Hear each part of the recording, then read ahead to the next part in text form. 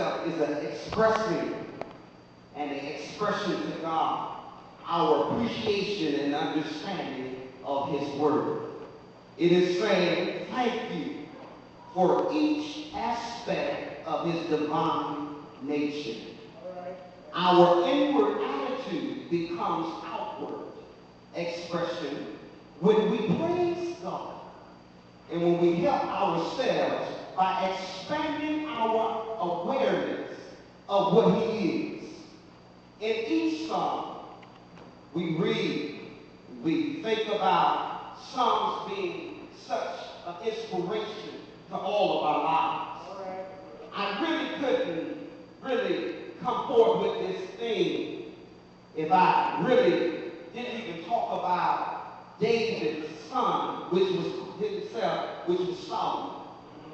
So my mind took me over, if you would, to 1 Kings 3 and 16.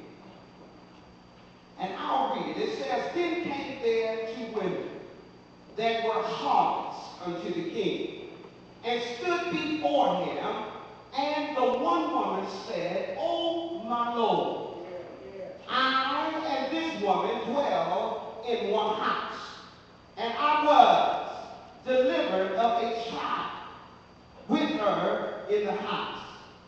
And it came to pass the 3rd day after that, I was delivered, that this woman was delivered also.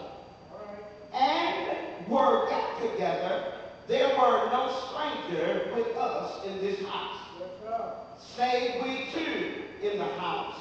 And this woman's child died in the night because she overlapped. The 20th verse says, and she arose at midnight and took my son from beside me, while thy handmaiden slept, and laid in her bosom, and laid her dead child in my bosom. And when I rose in the morning to give my child suck, behold, it was dead. But when I had considered it in the morning, behold, it was not my son which I did bear. The 22nd verse says, and the other woman said, nay, but the living is my son, and the dead is thy son.